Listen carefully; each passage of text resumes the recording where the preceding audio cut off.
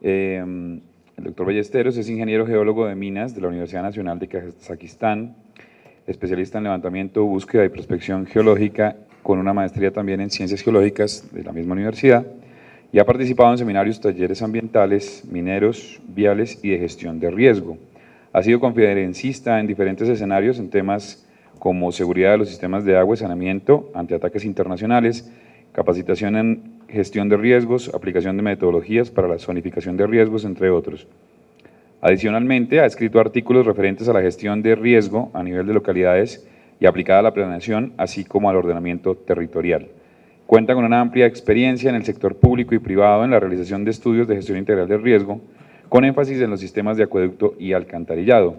Actualmente se desempeña como consultor sobre la gestión integral de riesgo en el Ministerio de Ambiente, Vivienda y Desarrollo Territorial y es responsable de liderar el proyecto denominado Apoyo a los prestadores de servicios públicos domiciliarios de acueducto y alcantarillado y aseo en la inclusión de la gestión del riesgo en sus actividades y supervisar contratos de interventoría y obra desarrollados en el marco del convenio 013 de 2006.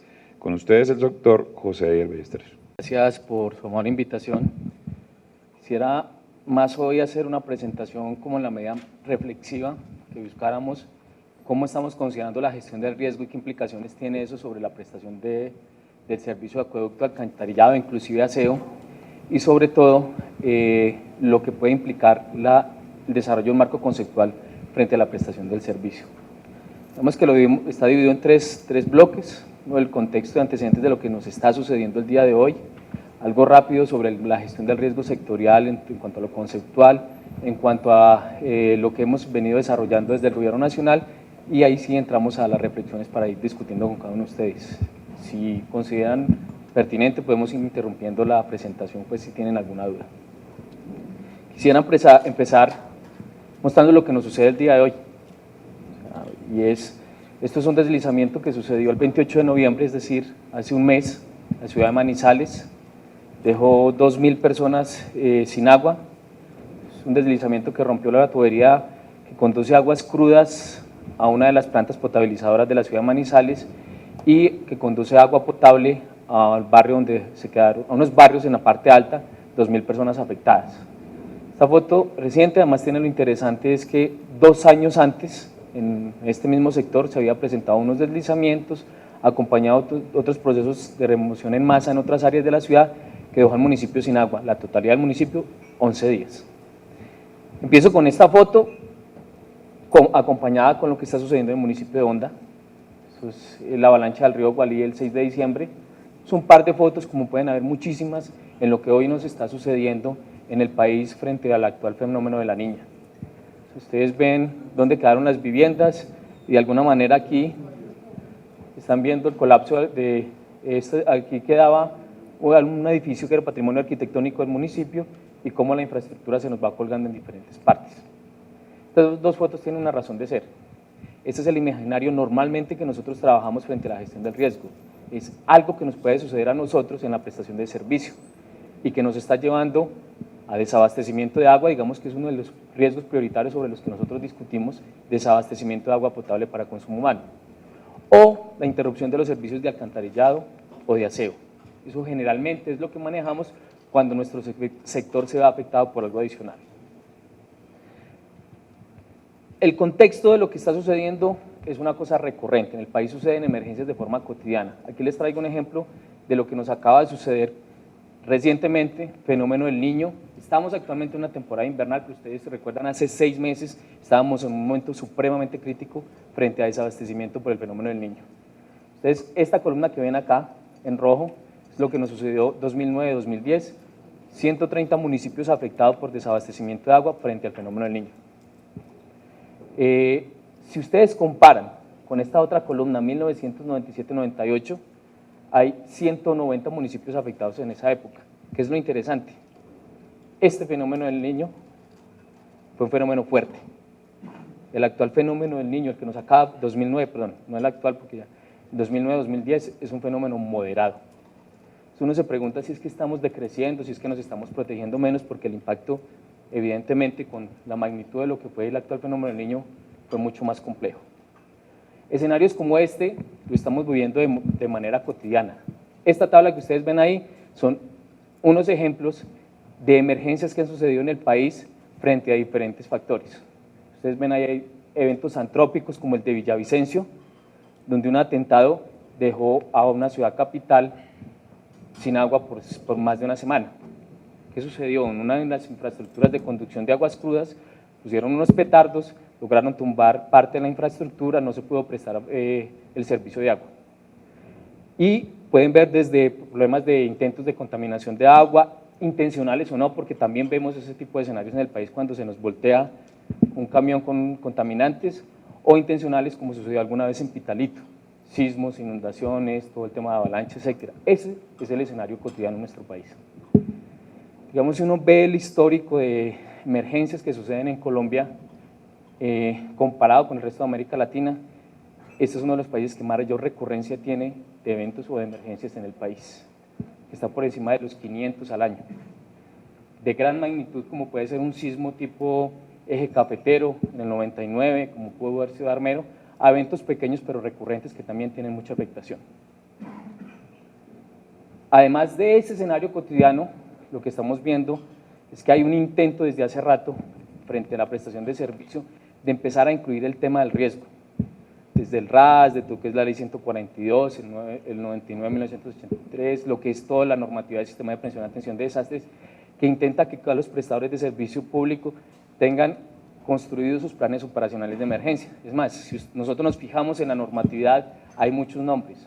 En alguna parte lo llaman análisis de vulnerabilidad, los planes de contingencia, los planes operacionales de emergencia, los planes de emergencia y contingencia. Hay varios nombres que en principio nos conllevan a lo mismo.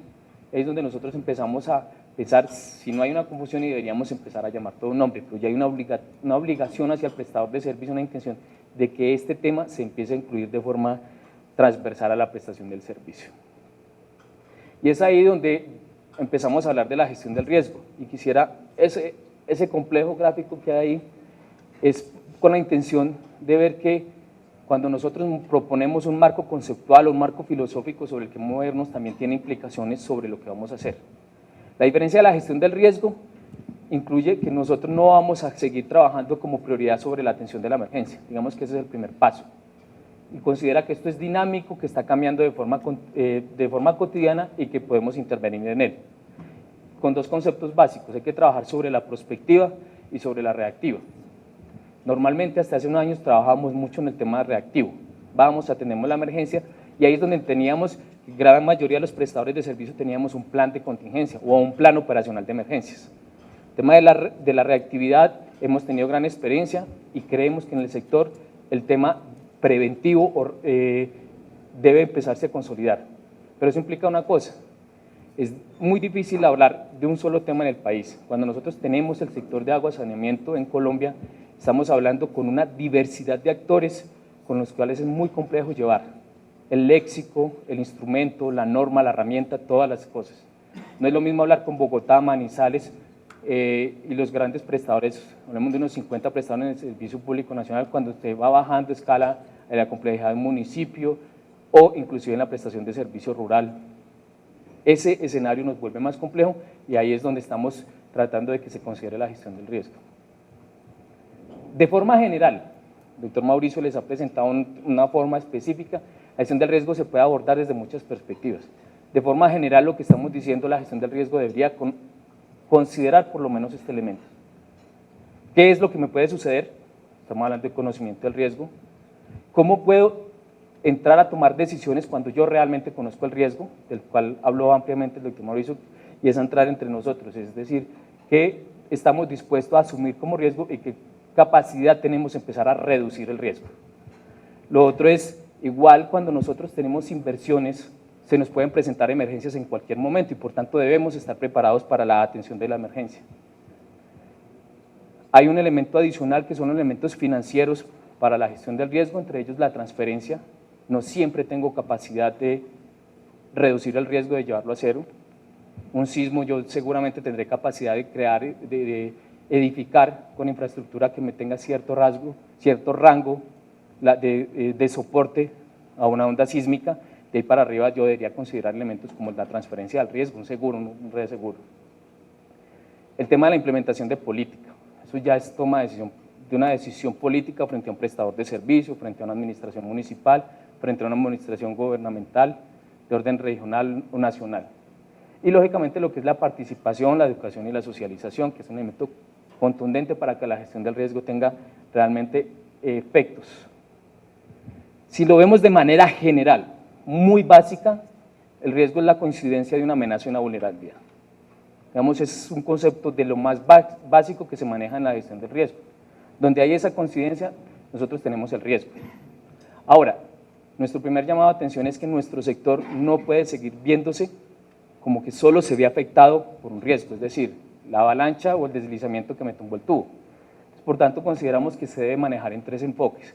El primero es eso, el riesgo sobre la prestación del servicio. Digamos que el riesgo que nosotros estamos considerando ahí, como les decía, es desabastecimiento de agua para consumo humano o la interrupción de servicio de alcantarillado o de aseo. Pero hay unos dos enfoques adicionales que no estamos considerando a nivel nacional, y es que nosotros somos generadores de riesgo. Nosotros podemos ser unos grandes generadores de problemas o de emergencias en el ámbito territorial donde nosotros trabajamos.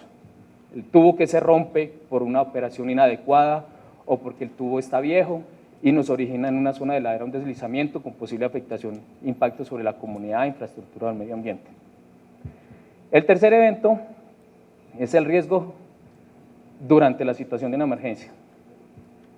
O sea, ¿qué vamos a hacer nosotros como prestadores de servicios cuando dentro de nuestro territorio está sucediendo una emergencia?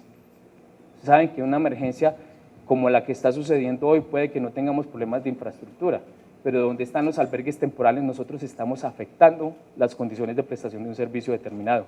Entonces, ¿cómo nosotros prestadores vamos a llevar de forma adecuada ese servicio? Haití es un ejemplo de que además de que hubo un colapso de infraestructura generalizada, toda la temporalidad no se ha estado manejando en ese sector.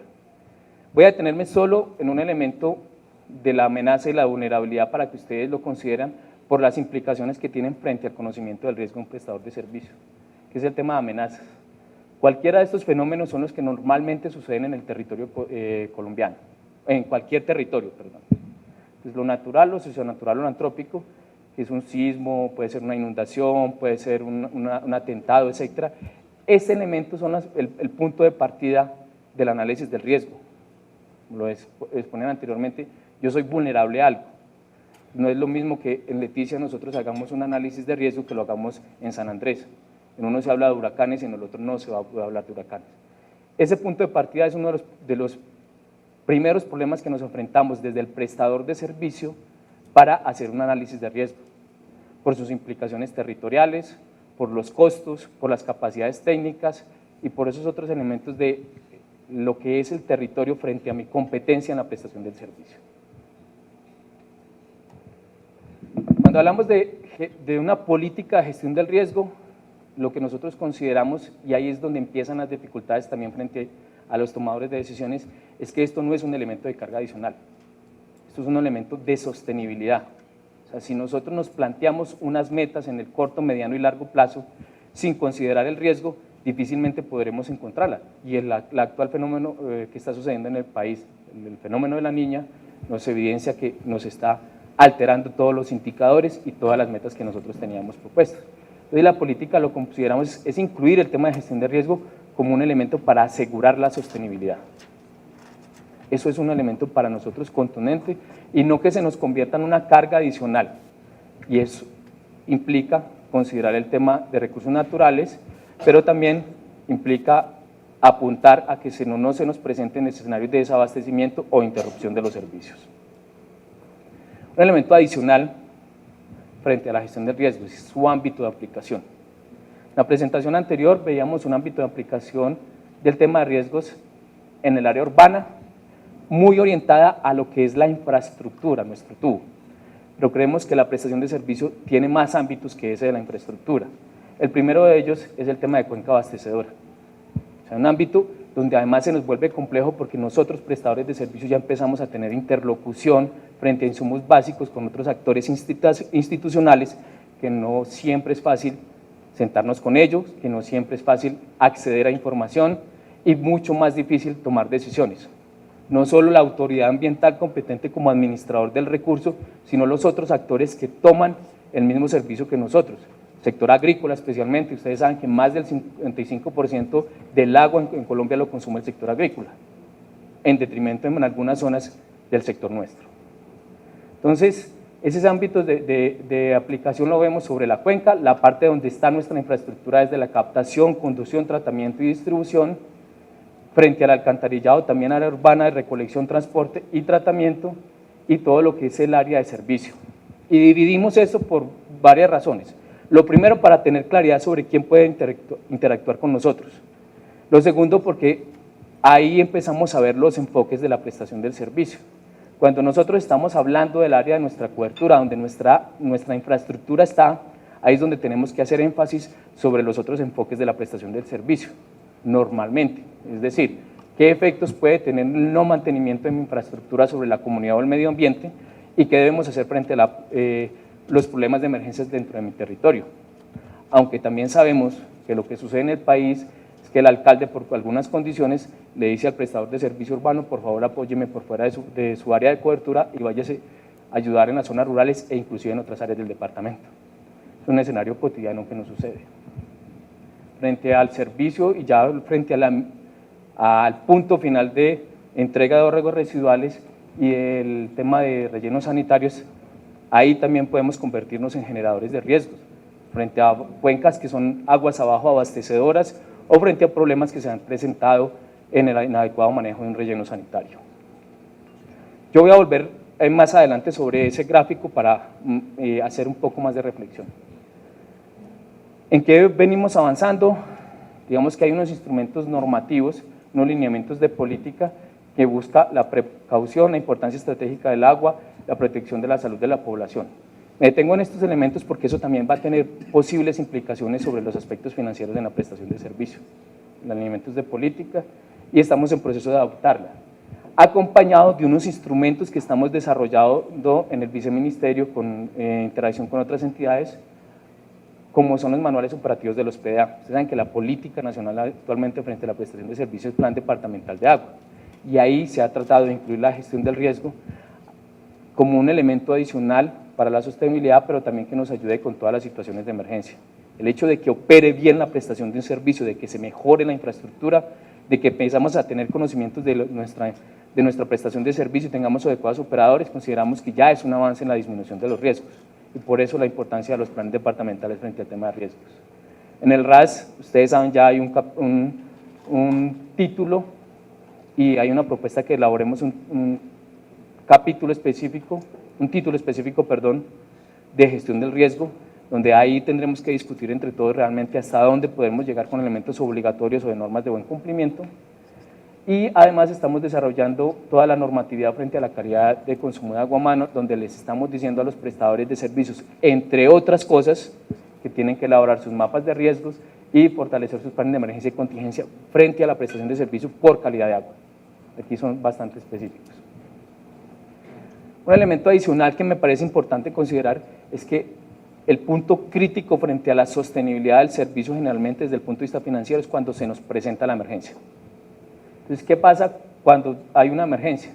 Normalmente lo que hace uno desde el gobierno nacional es prestar asistencia técnica, pero hago relevancia es porque hemos evidenciado en el país que los grandes operadores tratan de prestar asistencia técnica a otros municipios. Tumaco, por ejemplo, con el desborde de la creciente del río Mira y todas sus implicaciones en la prestación de servicio, fue atendida por EPM, por Acueducto Bogotá y por Acuavalle. Y esos recursos que ellos están gastando ahí en la prestación de servicio no ha sido de fácil manejo de cómo legalizar el gasto que están haciendo frente a la prestación de servicio. En todo caso, la atención de la emergencia lo vemos de esta manera. Debería haber un elemento de alertas tempranas en la prestación de servicio. La atención de la emergencia, que es poner en operación los protocolos que cada prestador de servicio debería tener, todo lo que tiene que ver rehabilitación temprana. ¿Por qué lo llamamos rehabilitación temprana? El sector de agua y saneamiento, en este caso, es el más complejo frente a las emergencias, creo que con casi todos. Nosotros no tenemos tiempo de llegar, mirar, evaluar, cuantificar los daños y después empezar a rehabilitar, porque cualquier emergencia se nos vuelve compleja. Nosotros tenemos que ir en el camino rehabilitando y llevar a tiempos mínimos todas las interrupciones que se puedan presentar en nuestro servicio. Entonces, por eso consideramos el tema de rehabilitación temprana como un elemento prioritario y donde generalmente hay mayores problemas de acceso a recursos porque no están identificados dentro de ninguna parte. Y ya los temas de reducción de riesgo, que digamos que es el tema estructural después de una emergencia, que es el tema de mitigación o en general de lo que estamos identificando, que son inversiones supremamente altas, que implican obras de largo plazo y que no están asegurando que no se nos presenten de nuevo las emergencias, pero que hay que empezar a considerarlas en el corto, mediano y largo plazo. En ese escenario que estamos discutiendo, hay una propuesta, se los quería comentar, de crear un grupo que se llama GRIESA, que es un grupo de respuesta inmediata a emergencias del sector de agua. Esto básicamente es una intencionalidad de los prestadores de servicios públicos en el país, con Andesco y con algunas empresas que suministran insumos, porque ya lo vienen haciendo, lo queremos oficializar para que se pueda tener una coordinación adecuada cuando se nos presenten emergencias que superan la capacidad local. Este problema que a veces de preocupación. Lo que ustedes ven acá es en los últimos años los recursos que se han viabilizado desde el Viceministerio de Agua para reducción del riesgo. Si ustedes ven, son más de 200.000 millones de pesos, donde el pico de la inversión se presentó en 2009, asociado a la ola invernal 2008-2009. Hago llamado a esto es porque usted ve esta magnitud de las inversiones y en muchos de los municipios donde se supone que estamos haciendo inversiones, se siguen presentando emergencias. Uno se pregunta, ¿esta vaina está funcionando bajo la perspectiva que lo estamos aplicando? Un buen ejemplo es Honda. A Honda se le dieron más de 15.000 millones de pesos y con todo lo acreciente del río hay que reestructurar todo ese proyecto y hay que volver a armar y poner más plata. Entonces hay una cosa complicada frente a la reducción del riesgo. Hago una claridad, esto no es solo sectorial, estos 200.000 millones de pesos debe tener más o menos el 30-40% solo sectorial. El resto de los recursos, Caldas es un buen ejemplo, se hacen inversiones en muchas áreas, entre ellas para nuestro sector. Bueno, frente al tema de las reflexiones, permítame tomar de nuevo este elemento de ámbito de aplicación para ir considerando qué es lo que está sucediendo. Cuando nosotros hablamos del área de la cuenca, básicamente la norma le está diciendo al prestador de servicios, usted tiene que construir un mapa de riesgos. Un mapa de riesgos 1575, decreto relacionado con la calidad de agua, del 2007, perdón, está diciendo, identifique qué sustancias hay en el agua que alteran su calidad y que pueden originar repercusiones sobre la salud de los usuarios de acueducto respectivo. Si bien es cierto, la normatividad le está diciendo al prestador de servicio, esto lo hace con el sector salud y con la autoridad ambiental, al final la responsabilidad desde este punto hacia adentro es que el agua sea apta para consumo humano, recae en la totalidad sobre el prestador de servicio. Entonces, ¿cuánto nos cuesta hacer los análisis de agua, identificar los vertimientos aguas arriba? Porque muchas autoridades ambientales no lo están haciendo algunos prestadores de servicios que tienen capacidad. También en este ámbito de cuenca se está hablando de índice de escasez o índice de desabastecimiento, que debería ser un ejercicio lógico del prestador de servicio. Debería ser, es que es el elemento de nuestro negocio. Aguas arriba, ¿hay suficiente agua para yo prestar un servicio? Eso es un análisis básico de oferta-demanda que ahí sí vemos no le están aplicando casi. Y además le estamos diciendo, como el agua es parte de su negocio, usted debe también tener consideraciones sobre la cuenca, el conocimiento de la cuenca, los comportamientos picos. Hasta ahí digamos que hay mucha de la lógica de la prestación de servicio, una máxima, una mínima, que me puede afectar mi infraestructura, porque una avalancha se me puede llevar mi bocatomo. Pero también le estamos diciendo, pueden existir algunos procesos adicionales que alteren la calidad de la prestación de servicio, tengan afectación, un fenómeno de remoción en masa, aguas arriba, tipo Neiva, Ibagué, Cúcuta, que están alterando de forma permanente la calidad del agua y les está implicando cierres mínimos de 24 horas por turbidez. A veces uno se pregunta si no es más fácil entrar cuenca arriba. También le estamos diciendo, aguas arriba de su captación puede haber un volcán, considere el volcán. Aguas arriba hay unos cultivos ilícitos que puede implicar una amenaza antrópica. Eso es parte del conocimiento que cuando nosotros le estamos diciendo haga análisis de gestión del riesgo debe considerar. Cuando yo lo miro como cuenca no estoy diciendo aguas superficiales solamente. El tema de aguas subterráneas y la captación subterránea debe tener el mismo enfoque, considerarlo como cuenca, análisis territorial. Cuando le decimos al prestador de servicio considere su ámbito de aplicación en la parte urbana donde está su servicio, básicamente le estamos diciendo haga énfasis en el análisis de vulnerabilidad. Digamos que ahí no voy a detenerme a hablar mucho porque la presentación anterior fue bastante amplia, pero entonces también cabe preguntarse para muchos prestadores de servicio, es análisis de vulnerabilidad ¿frente a qué? Entonces, la norma es muy clara que le está diciendo haga sus análisis de vulnerabilidad, pero nos está quedando un vacío frente al ofrecimiento del conocimiento de la amenaza en el área urbana. El sismo es un buen ejemplo donde tenemos un país con una amenaza sísmica muy alta, donde la gran mayoría de la población colombiana está asentada en zonas de alto riesgo sísmico, incluyendo ciudades como Bogotá. Entonces, ¿hacia qué estamos haciendo análisis de vulnerabilidad? Ahí también consideramos el sector como un riesgo, lo que decíamos, el enfoque de la prestación del servicio, cómo el prestador de servicio debe considerar dentro de todos sus análisis que él se convierte en un riesgo cuando no hace una prestación adecuada, cuando hay una reposición de infraestructura sobre la comunidad de la infraestructura. Y también estamos diciendo, en situaciones de emergencias, perdón, ahí se me fue lo del sector, en situaciones de emergencias, ¿cuál es su papel?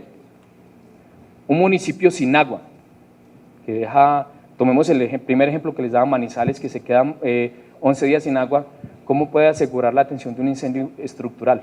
Que finalmente es la infraestructura la que les lleva al agua para que puedan atender las emergencias. O en una emergencia mucho más compleja, ¿cómo le lleva agua a los hospitales o a todos los centros de salud? ¿Cómo le lleva al edificio administrativo donde se están tomando las decisiones frente a la atención de la emergencia? ¿Cómo le lleva el adecuado servicio a los albergues temporales o en general a la temporalidad que puede estar la comunidad durante eventos grandes como un sismo? Y el tercer ámbito de aplicación, para este lado, es cuando nos salimos del área urbana que estamos identificando de nuevo ya los vertimientos finales de una PETAR o el vertimiento directo de un sistema de aguas servidas o un relleno sanitario, cómo esto se está convirtiendo en una amenaza sobre la población, otros prestadores de servicio. Normalmente es donde más cotidiano encontramos eso, que nuestro vertimiento se convierta en un problema en la prestación de servicios de otra persona prestadora aguas abajo, especialmente en temas frente a calidad de agua. Si retomamos aquel ejemplo entonces de lo mínimo que debería considerarle el análisis de riesgo, entonces uno se pregunta qué es lo que requerimos financiar. Entonces en ese ámbito estamos diciendo, tenemos que pensar en conocimiento del riesgo, la reducción del riesgo, la atención de la emergencia, la transferencia del riesgo, la implementación de la política, la educación, socialización y participación comunitaria. En principio eso es lo que debemos financiar, si estamos hablando de gestión del riesgo. Entonces, el primer concepto es conocimiento del riesgo. Decíamos, en su parte más simple es la coincidencia de la amenaza, la vulnerabilidad. La amenaza normalmente, insisto, debería estar aplicada en otros ámbitos, ¿no? O elaborada por otros sectores. Entonces, vemos instrumentos como los PONCAS y los POT que deberían tener ya instrumentos que nos permitan a nosotros los prestadores de servicios tener esa consideración. La amenaza sísmica, todo lo que pueda generar los demás entes de investigación como Ingeminas a nivel nacional debería entregarnos insumos a nosotros como prestadores de servicio. Lo que pasa es que no todo debe ser de ese ámbito, entonces ya cuando empezamos a hacer análisis frente a los suelos, deberíamos considerar que el prestador de servicio también debería tener un recurso adicional para que no solo considere que la amenaza es aquello exógeno a mi prestación de servicio. El término exógeno, que bastante se discute si es bueno o no, tiene digamos, el prejuicio o la perversidad de que nos está sacando a nosotros de ese escenario como si todo lo que sucediera fuera por culpa de los demás y no los nuestros. Y ahí es donde nosotros discutimos sobre el enfoque de que nosotros también somos generadores, ¿cierto? Lo que sí estamos seguros es que la vulnerabilidad debe ser un elemento de análisis integral del prestador de servicio. El prestador de servicio es quien conoce su infraestructura, es quien sabe cómo opera, es quien sabe dónde está y por tanto el análisis de la vulnerabilidad de toda esa infraestructura debería estar ahí, a cargo del prestador de servicio. Y ya de alguna manera está considerado, ya hay unos elementos que se ha dicho deben levantarlo, como es el catastro de redes, como el catastro de usuarios, dónde están sus edificaciones. Ya ahí hay una primera aproximación frente al análisis de la vulnerabilidad, que ya está exigido dentro de las normas y que le están diciendo usted lo puede aplicar frente a tarifas. Ya lo demás es retomar los análisis detallados que se tengan que hacer en un SIC, por ejemplo. No necesariamente es el instrumento, pero ya es el seguir dando el paso adicional. Y a partir de esa disponibilidad de información, empezar a hacer los cruces o análisis de riesgo frente a las decisiones que podamos tomar.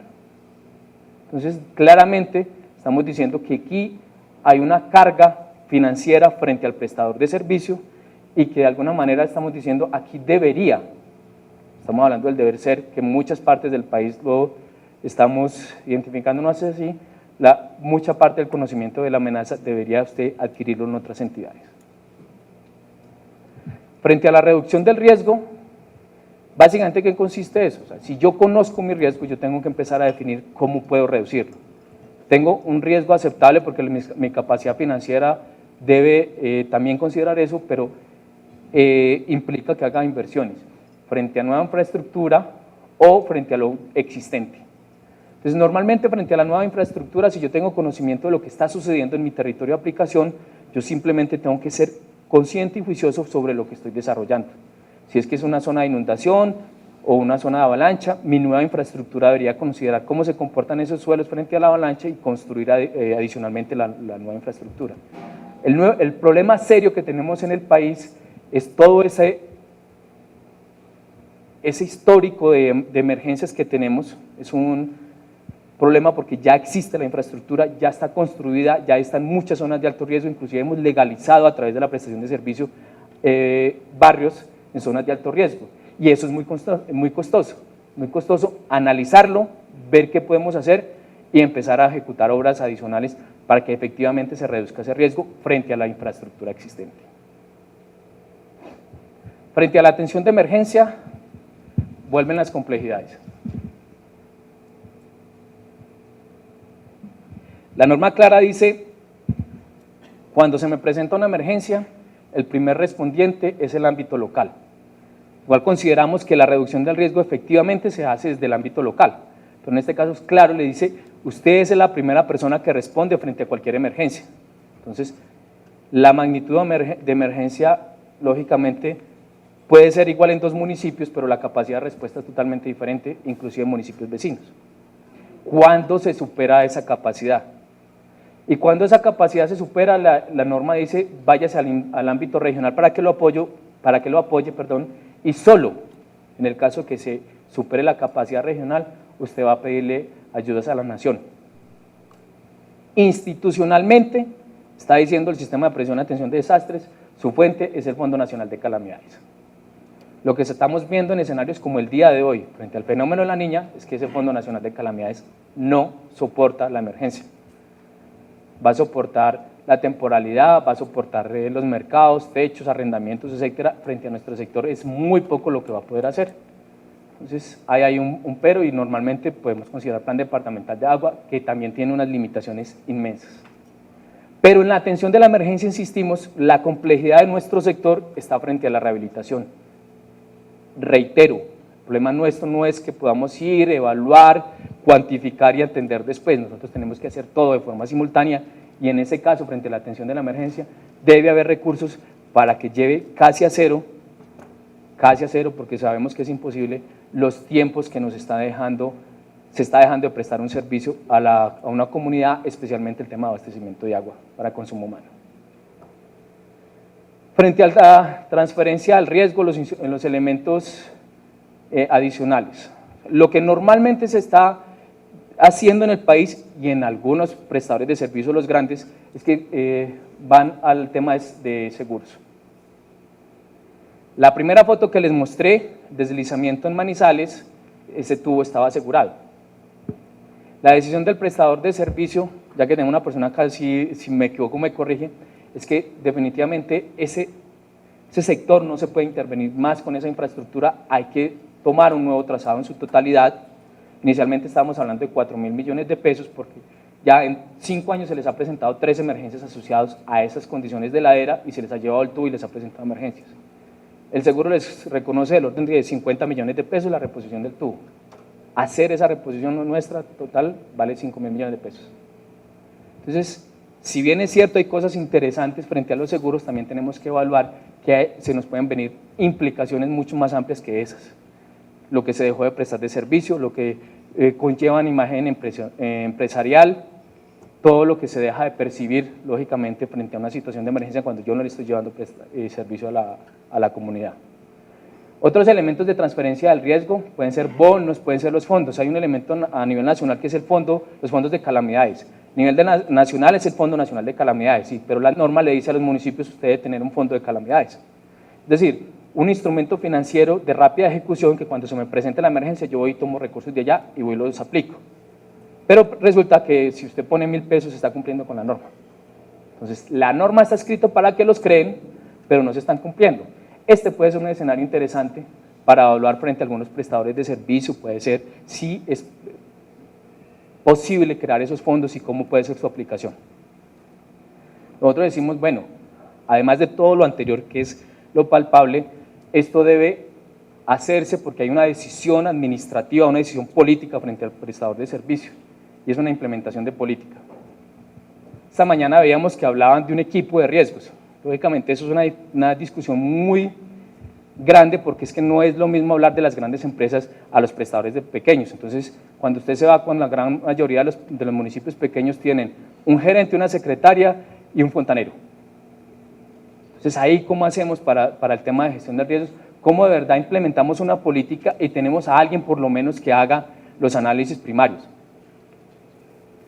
Y lo otro, la educación, socialización y participación comunitaria, porque insistimos, la respuesta y todo lo que puede implicar una emergencia y todo el tema de riesgos debe estar en la comunidad. Durante la emergencia en Villavicencio nos dábamos cuenta que cuando nosotros le llevábamos agua a muchas de las comunidades, la gente tomaba el basurero. Exactamente esta operación y agua potable. Y cuando la gente empieza a enfermarse, están diciendo que el agua que estamos llevando el prestador de servicio no es apta. O cuando le llevamos aguas a comunidades que nunca, las comunidades indígenas, que va uno y le mejora el agua, le clora el agua, 3 días la gente enferma porque nunca ha recibido agua clorada. Entonces, esa participación ciudadana, la educación y todas las implicaciones frente a la prestación de servicio debe estar considerada ahí también. Y no solo frente a la comunidad, también frente a los operadores. Nos hemos dado cuenta que muchos de los prestadores de servicio no están invirtiendo en lo que debería ser más fácil de socializar con todos sus operarios un plan de contingencia o todos los análisis de riesgos que se hayan llevado. Lo que estamos diciendo al final es que para el prestador de servicio debería considerar el tema de riesgos en un POI. Sus planes, obras de inversiones anuales. ¿Y qué estamos diciendo? Bueno, equipo profesional, conocimiento de riesgos, obras de reducción del riesgo. Y ahí es donde empezamos la discusión, ¿qué nos implica esto de las tarifas, de la cultura donde no se está pagando? Pero también somos conscientes que el tema de reducción del riesgo es muy complejo. Usted de pronto tiene plata para contratar a una persona y empieza a trabajar sobre el tema de riesgos con apoyo de una gobernación, apoyo de una autoridad ambiental competente, pero cuando nosotros hablamos de reducción del riesgo, las inversiones normalmente frente a la reducción de riesgo son muy altas. Y son más altas en cuanto más atrasados estamos frente a esos análisis, mientras más complejo es el territorio donde estamos actuando. Entonces, un análisis que hemos visto que puede ser interesante como su aplicación es el tema del PSMB. Ustedes saben que el plan de saneamiento y manejo de vertimiento le está diciendo de la disponibilidad o capacidad de pago que usted tiene, haga una anualización de cuánto puede y empiece a hacer priorización de inversiones. Y miren cuántos años puede ejecutar usted una obra determinada. Eso puede ser un ejercicio interesante que implica una priorización de inversiones dentro del prestador de servicio, del poco a poco. Y eso lógicamente implica que las inversiones también se conlleven a que en ese caso el prestador de servicio tenga aún más actualizado su plan de emergencia y contingencia. Porque la emergencia que usted ya conoce tiene implicaciones jurídicas, pero además se le puede presentar en cualquier momento. Y lo último, entonces considera dentro de ese POI la participación comunitaria y la capacitación a los prestadores de servicios. Vemos que eso es un ejercicio de lo que vemos frente al prestador de servicios, que es su elemento, su plan de obras e inversiones. De todo este escenario, insistimos cuáles van a ser las dificultades. El problema es que cuando nosotros estamos hablando con ustedes de que hay unos instrumentos de los cuales podemos acceder, estos realmente en muchos entes territoriales no están. Los instrumentos de planificación son débiles, muchos de ellos no están considerando el tema de riesgos. Los planes de ordenamiento territorial en su mayoría consideran algunas cosas de riesgo, pero realmente las grandes ciudades, por ejemplo, no tienen microzonificación sísmica dentro de sus POTs. Entonces ahí vamos a encontrar una debilidad frente a los instrumentos de planificación, inclusive frente a las limitaciones del crecimiento, los usos restringidos del suelo, aguas, todavía, de áreas no urbanizadas, por ejemplo. Ese para nosotros es un complejo grande. El segundo es que a pesar de las normas y lo que hemos visto, hay una ausencia generalizada de planes de emergencia y contingencia en los prestadores de servicio. Eso está escrito en la norma, hace muchos años los entes de control les exigen a los prestadores de servicios háganlo, pero cuando usted va y se presenta la emergencia, ni siquiera en las ciudades grandes están operando en la mayoría, son muy pocas las que están funcionando. ¿Qué decir frente al tema de manejo de riesgos al interior del prestador de servicio?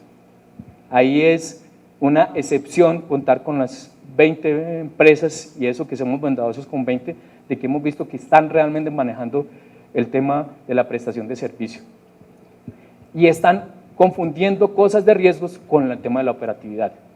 Cuando veíamos el fenómeno del Niño y sus implicaciones en Boyacá, por ejemplo, veíamos que las cuencas en principio les podía dar un caudal de abastecimiento interesante, pero con tasas de consumo de 350, 400 litros habitante día, con pérdidas por encima del 80%, no hay posibilidad que no opere inclusive en situaciones de emergencia. Los procesos de mantenimiento son totalmente débiles y ahí nos vuelve más compleja la situación.